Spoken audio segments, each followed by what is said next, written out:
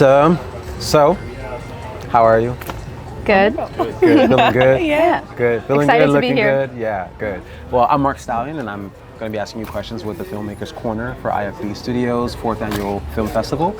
And we're going to just be plucking your brain a bit about the process, about the feelings, the accomplishment, the fears, you know, all those fun things that comes with making a project. Cool. So if you can, just introduce your film and who you are on the project. So I guess you can start first. Hi, I'm Francesca Barjon. I am the director of The White Flag and also one of the co-writers. Awesome. I am Brittany Maupin. I am the other co-writer and the lead actor in The White Flag. Awesome. Hi, my name is Jordan Fuller, and I was the first staging on the project of White Flag. Nice. Cool. So let's jump in with the title. Where did that come from? Who came up with the title? I'll let Brittany answer that. So, for me, we were going back and forth and like trying to figure out like what is a good title that really encapsulates everything we were trying to put into the film. And at the end of the day, I just felt like this was our surrender to the unfortunate realities of the world and being like, hey, I can't fix everything and I got to just let that go and wave the white flag. It's a saying that we all know, but it's something that I feel like we just talk about, but it's not necessarily depicted in the true experience that we feel every day, and that's what we wanted to capture. Yeah, so, that's hence the name. Beautiful description. Thank you. Beautiful title. I love titles. I'm a sucker for titles. So It can just like do so much, you know. It does so much. Yeah. And we do. I mean, we do judge a book's by its cover. So it's like, you know, I'm looking at titles all the time. Right. I'm like, I don't really care about the cover. I care about the title. So that's a beautiful title and wonderful symbolism and a good way to really throw that theme and bring it home. Right. So co-writers. Right. So. What was the process of that? How did you come to co-writing the project? Was one of you first like, okay, I had this idea and I want to do it, or how'd that work? So I had been out here in LA for 2 years doing TV writing, and I really wanted to show my writing. And before I had ever moved out here, I was like, well, at some point I'm probably gonna have to make a short film. And she was living here for a few months, and there was a competition that we wanted to enter, and basically they were going to give away like $10K to Black filmmakers, but we had 2 weeks to write something. And so I had written with people in the past before, and so I told her like it's usually always faster when I write with someone, and Brittany's amazing and has so many great ideas, so we were like, what's something we would want to write about? And I think our experiences in 2020 were something that we thought would make an interesting short film, and so we were like, okay, let's write this in 2 weeks and try and get this money. And so we made it happen, and we didn't end up getting the money, but we had this amazing script, and so we fundraised and pitched people and made it happen, which is awesome. Yeah, that's beautiful, because most people, you know, they'll write something for these competitions and they don't get in or they don't get the money or whatever, and they just don't do anything with the project, and you all still saw it through, and I think that's powerful. That's powerful in itself. So great. So in co-writing, Yes. what was the funnest and what was the hardest or most annoying process for you as co-writers? Yeah, of course. So I think it's the same, almost the same thing, right? So she is someone, NBC Page, been writing, has pilots, such an impressive writer. I wrote for school, I wrote essays, I did poetry, you know what I mean? Like I was a consultant before, right? So I was never a formally trained writer. I don't do that, right? So I've never been told, you can't do this. I've never been told the rules. Yeah. And so something that we would go back and forth on, and I had to learn, and she had to, like, we'll say unlearn. Yeah. She knew structure. She knows structure. She knows the rules. And I was like, let's just do this. Why not? And they're like, well, that's not how you, let's do it. Yeah. And that, I think, was the best part and the hardest part Yeah. of just finding that balance and being like, okay, well, you can't just make someone have this. Yeah. But you also can stretch and push yourself. Yeah. You know? So Yeah, that's it lovely. worked. It's a good duo. Yeah, it's a great we duo. complement one another really, really Yeah, well. that's lovely. That's great. Yeah. Cool. So in terms of production now, Which part? Pre? all of it. During? No. Post? For you, how did you come along the project? What got you aboard? It was Francesca. She came along and she was just like, hey, I have an idea and I want to make this. And I think it was her she hadn't directed anything beforehand, I had gone to school for just like writing and directing. I had only like made one thing, and she was like, so like I've seen like make something, but just wanted to get your help with this and just seeing how it goes. And I read the script, and I was like, this is an amazing script. And I was like, this hit me in a different way. I think at the time it took some time for me to like really grasp it too, because I'm just like, it was my first year in LA, and then after like I got over that, I was like, oh, I really understand this on like a deeper level too. So like it hits like the more you grow too as a person. But I came in and just was like, I was like, all right, let's watch some like directing videos and just seeing how this works and how that happens. And then we got to set, and it was such an amazing time, because I saw her from when she was like learning and just watching videos with me to just like, I walk in and she transformed into this whole different person. I'm just like, oh, she's on it. She has things over here set up, this over there set up, and I was like she is it right now. Like that is a director right there. So she was top of her time, her energy, and she really kept the energy up on set too, to make sure that everybody felt cared for and loved, and just made sure there was like such an amazing, wonderful environment. And I really appreciate that, because not everybody is like that. So seeing her be able to do that for her like first film was honestly amazing. That's beautiful. That's beautiful. Isn't it amazing when your talent and when your team actually loves your script? Oh, listen. And it resonates with them. It the greatest helps thing in ever. a lot of ways. It also like, I think it helped people want to sign up to help, even if they weren't able to get paid their full rates and things like that. It was such a passion project. I remember one person sharing that like there was another project they could have worked on, but they picked ours because the story mattered so much to them, and it made them feel like, this is why I got into filmmaking. And so like moments like that meant a lot to me. That's a very beautiful thing that I think a lot of indie filmmakers have to talk a lot more about. I would say on my last film, that probably was the thing that I learned the most, was like every day of shooting, like we shot for 10 days, every single day there was a different crew or somebody in the project would just come up and just talk to me about why they got on the project and like how important the story was to them. And it didn't really hit me, until like day 7 or 8, and I was like, wow, wait a minute. They're more like, it's like they're impacting me now, and it's reminding me, and it's reassuring, but it's just like, that's a very powerful thing to have, and to know that people they share the vision and the passion for what you've created. And so they're on board, they're all in because of this thing that you created. You decided to actually follow through with, right? So with that question, going into production, like what made you go, okay, we didn't get into the thing, but like, let's actually make this still? Like what pushed you forward to just do it? I think of her. Because I think when we have a great idea, for her, she's just like, why wouldn't we just do it anyway? I don't think there's anything that can stop you and will stop you. And so I think it was just like, okay, well, we got the script out of that competition. So now what do we do? And it was like, just refine the script, find people to help us make it, and because we ultimately believe that this is a story worth telling. Everyone needs you in their back pocket. Like. Absolutely. But I will say, listen, I am someone that I'm just like, you don't tell me an idea if you don't want to do it. Don't tell me about a trip if you don't want, like I'm booking. I've always been that type of person, but I can't do anything by myself. No, I don't believe anybody can. And they are people that I throw them like the craziest idea, and they're like, her face is always, I'm like, do you not like the idea? She's like, it's a great idea. I'm trying to figure out how we make this happen. You think of logistics, Yes, I jump to logistics sometimes too fast. And I've learned that sometimes I need to like just sit in that's an awesome idea, and just be happy. And then I can go be upset at how hard it's going to be to make happen later. But so fun. So fun. And we're a great team because we like support one another and we know we can do it together, and that's the most incredible thing. That's beautiful. What was your biggest, I don't want to say lesson, but what was your biggest takeaway from finishing the project? Specifically finishing it? I mean, there are so many. I would say,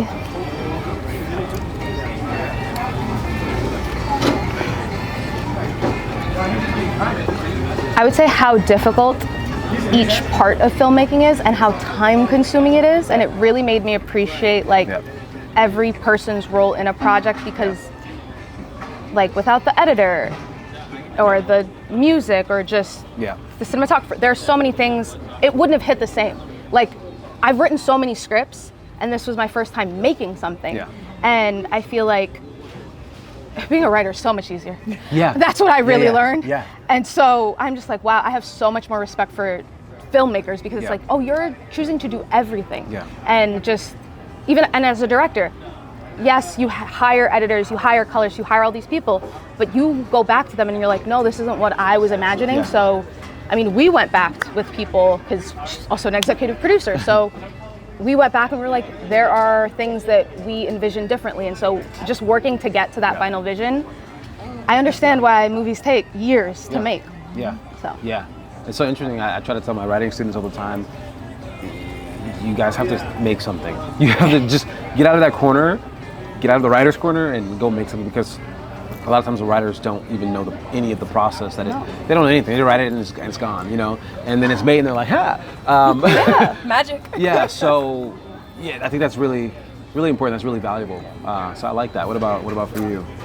I think for me, well, one, I just want to say for her, it was interesting because a lot of filmmakers, I think, do like specialize in specific things. Like some just like a specialize in like maybe like directing and then editing and then directing and then like cinematography. But she was just like, let me know everything. She was like, if I don't know this, let me go research it, ask the right people, and figure it out and find it. And so she did that with cinematography, editing, color grading, directing, producing, everything. Did the finances. I'm like, ma'am. I am a CPA. She got it all done. She got everything done. And so I'm just like, we don't see a lot of people that's like that. Yeah. And I'm telling you, she's gonna be amazing as a director. But for me, I think the biggest lesson that I really learned, even just from watching her, is really just caring for the people that you're really working with, and that you're really around.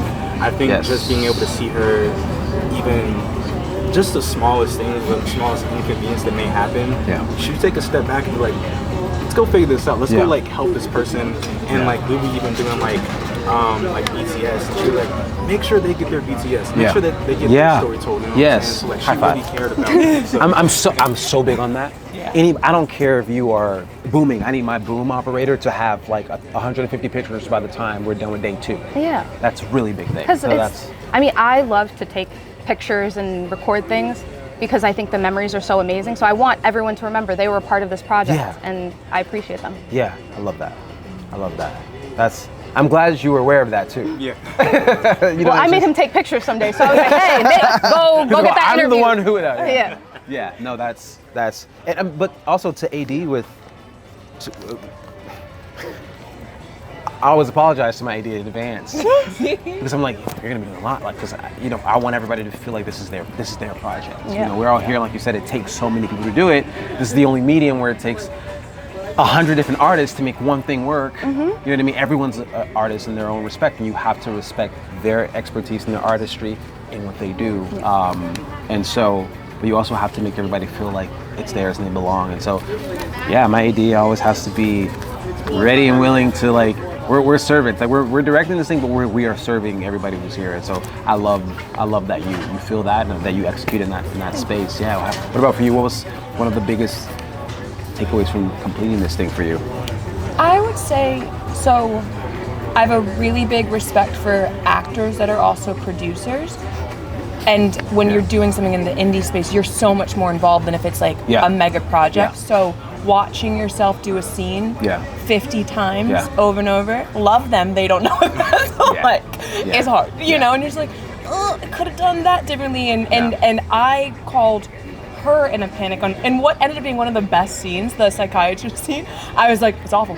We gotta redo it. Because I had one take for that. Because we were low on time. I had to cry.